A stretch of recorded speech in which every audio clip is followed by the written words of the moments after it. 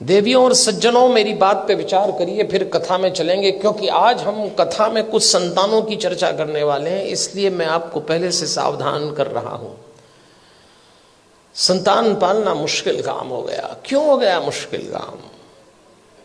50-60 साल पहले भारत के घरों में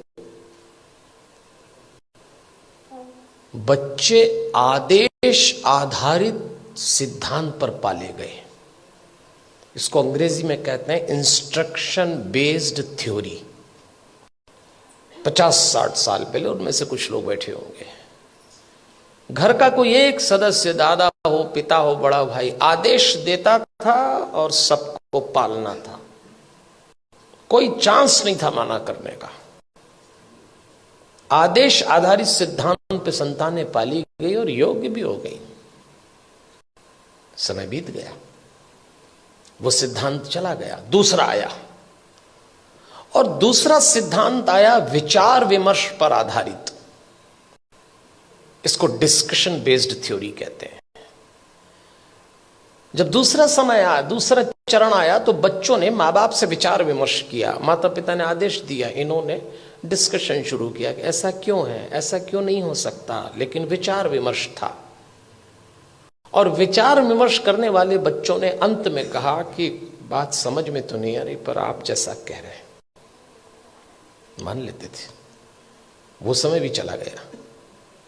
फिर भारत में तीसरा चरण आया, और यह आया डिबेट बेस्ड थ्योरी का। इसमें बहस शुरू हुई। मां बाप ने बोला नहीं और बच्चों ने बहस की नहीं। बिना बहस के तो कोई काम निपटा ही नहीं। मां बाप ने कहा प्रणाम करो, क्यों करें? भगवान है तो क्या जरूरी है कि यही है? अभी तो कल कह रहे थे सब जगह है। अरे तो हम कर रहे हैं तो तुम करो, अरे तो आप कर रहे हो तो हम क्यों करें?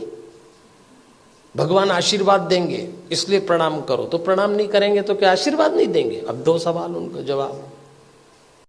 अरे भाई, प्रणाम करोगे तो आशीर्वाद मिलेगा। अगर प्रणाम करने पे आशीर्वाद देता है तो फिर भगवान किस काम का? आप एक काम बोलिए, वो बहस शुरू कर देंगे।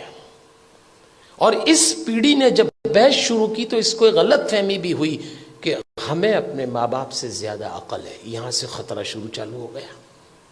ये तीसरा चरण था। फिर चौथा चरण आया। इंस्ट्रक्शन बेस्ड थ्योरी चली गई, डिस्कशन वाला दौर चला गया, डिबेट वाला दौर भी चला गया।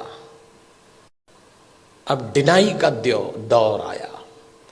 मां बाप ने बच्चों से कहा और उन्होंने इनकार